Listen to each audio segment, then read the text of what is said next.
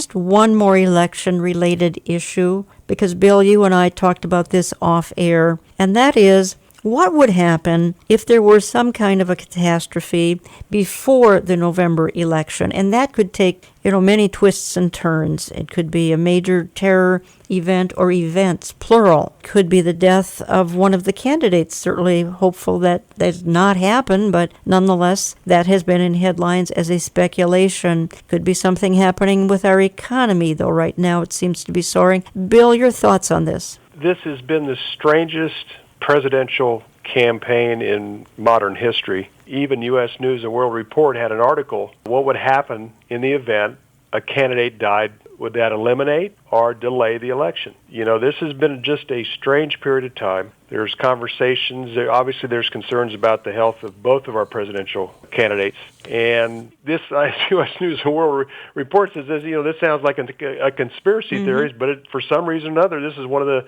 largest news organizations in America that's brought it up. So it would be absolute total chaos. I haven't had a chance to look into it. Matter of fact, the legal scholars are observing it right now on what would take place. Eric, you have any thought on that? No, but I'm with Bill. Who knows what would happen then? We talked a lot about Obama last week, and we've talked a lot about the administration and what they've done throughout the years here on radio or in print or whatever. But we are still, as Christians, obligated to pray for those who are in authority, according to 1 Timothy chapter 2. So let's not lose sight of that either. As part of our responsibility as believers. And there's another election issue I want to hit on, and then I want to move on to some other topics. But I live in a part of the country where we have about 100,000 Somali refugees here, and it's been a very touchy situation for almost 20 years. And Bill, the refugee situation is a huge campaign issue, as we're seeing. And then I want to get an update on that, because Eric's just had a personal experience with that. But your thoughts on the refugee situation, Bill? Well, and I write about this in my book, my new book, Revealed,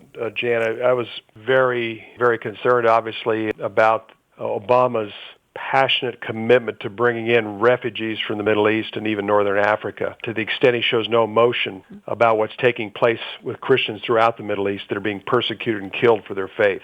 But the fact that last year, right around Thanksgiving, in his Thanksgiving address, he compared the plight of the pilgrims coming here to these modern-day refugees from the Middle East, which are, at this point, mostly Muslims that are coming in. Nearly 4 centuries after the Mayflower set sail, the world is still full of pilgrims. Men and women who want nothing more than the chance for a safer, better future. And also, he pointed out that some of the mainline Protestant and Catholic churches, he had them basically endorse his refugee program, and a lot of these church organizations are making a lot of money relocating refugees into America. And he's deeply committed to that, and I understand Hillary Clinton's pretty committed to it as well. All I consider is that this would be very disruptive. It's been disruptive, and it has the potential of creating a lot of long-term problems for the United States down the road. And Eric, you had a recent experience I wanted you to share. Actually, Jan, I tweeted the fact that this is going on in Ontario, Oregon. I asked Syrian refugees being brought into Ontario, will they be able to assimilate? And of course, I answered the question, no, because they haven't been able to assimilate anywhere they go. The same is true in Boise, Idaho. And I wonder how many other smaller, out-of-the-way places, such as Ontario, Oregon, this is taking place. But something that I was told by a college professor recently when I was out in the Boise area, Ontario is about 50 miles to the west of Boise, by the way. And this professor told me that the low-income housing residents were being evicted and an entire complex being given over the Syrian refugees. Now, the people being evicted, most of them were documented farm workers. They were documented aliens and working there in the fields. It's a highly agricultural area. And I found it so interesting. I wonder what senator or congressman gave the okay to evict these low-income residents who maybe just have enough to keep their head above water to bring in the Syrian refugees. There's politics at play all over the place, and each local situation may be a little different, but that's something you're not reading about in the media. I did a search this morning, and there's no mention of these refugees displacing other low-income folks. Also, this same professor told me that in the college he works in the Boise area, it is a sea of burqas every day. And that's just the way he put it to me. He said it's stunning, kind of shocking, but it is folks that we know do not have in their religious beliefs the idea of assimilation in mind. You're listening to Understanding the Times Radio. I'm Jan Markell. I have on the line from Washington, Bill Koenig. You've heard him on this program many, many times. You've heard him at my conferences on multiple occasions. And Eric Barger in studio with me. We're carrying Bill's new book, Revealed, Obama's Legacy. We spent all of last week on this book, and it is a quick read. It's a sort of a quick review of the 8 years of Barack Obama. It's not particularly convenient read, but it is very accurate. And Bill tells me that folks are ordering it in quantity to hand out to people, and I would recommend that. We carry it, olivetreeviews.org. Go to our store, give us a call. It'll be in our various newsletters, and it is eye-opening. And the point I think we're making last week and this week is elections have consequences. Let's not continue the Obama legacy, and that's what will happen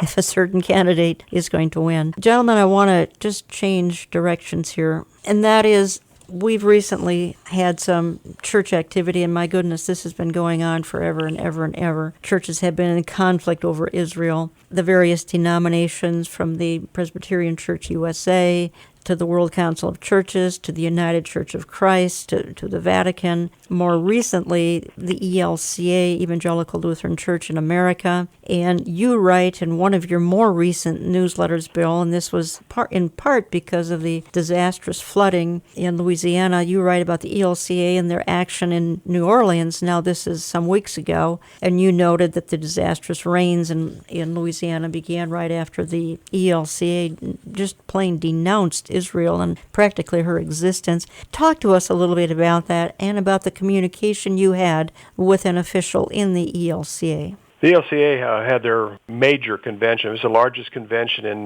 Louisiana since Katrina. And on that Friday and Saturday, they voted. I mean, I have not seen any other church organization or any other organization, including the World Council of Churches or the Vatican, come out so harshly about the land of Israel as the ELCA had. It was on Friday, August 12th, and then August 13th. That's the day that the massive flooding began in Louisiana and continued. So on August 12th, they passed a resolution called C-1. And on Saturday, the 13th, they passed C-2. And this is calling for Israel to be punished for settlement construction. They're telling the United States government that you need to punish them and that they need to leave this occupied land, that they are occupying Palestinian land, that they need to comply with the UN resolutions, that they need to agree to the division of Jerusalem. I'm paraphrasing the actual resolutions. Also, the second day, on the 13th, they talked about divesting of any company that has profited in Israel, that has to do with any company that's profited from Judea and Samaria, that's profited from operating there. And also reevaluating the money the U.S. gives to the Israeli military. And I wrote one of the ELCA leaders, whose name I found in one of the articles, and he and I went back and forth the last 2 weeks, and he said that in Genesis 13, 15 through 17, it says that all descendants of Abraham have the right to this land. And I said, that's not the case at all. I went into Genesis 15, 17, and other scriptures that say that the promise of the land, the Abrahamic covenant, had to do with Abraham, Isaac, and Jacob and their descendants.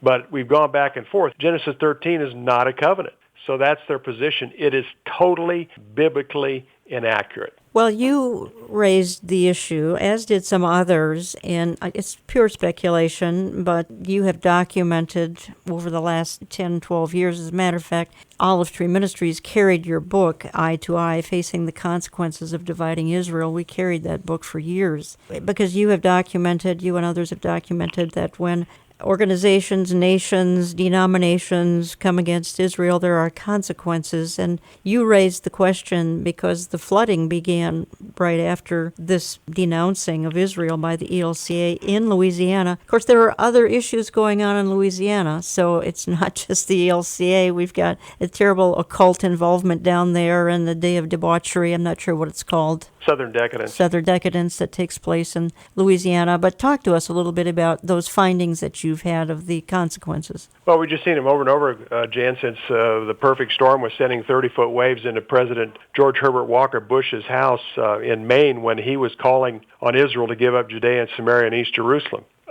17 days prior to 9/11, President Bush George W. Bush was working with the King of Saudi Arabia on a future address to the UN on his Middle East position, on his position having to do with Israel's land. The work was completed on 9/10, and then the terror events happened on 9/11. President Bush was going to call for a Palestinian state, something that his father never have gone there with. They would have never uttered the word Palestinian state, but that was President George W. Bush's plan in coordination with Crown Prince Abdullah of Saudi Arabia. And then the other one is after 9,500 Jews were evicted from their home in Gaza, 24 different settlements in Gaza and 4 in northern Samaria, within a few hours of the completion of the eviction of 9,500 Jews from their home, Katrina developed. It started with a tropical depression, then tropical storm, and then eventually became the largest weather-related disaster in U.S. history. Well, when it comes to the ELCA and so many others who have gone apostate, they're into ordaining homosexuals, they're into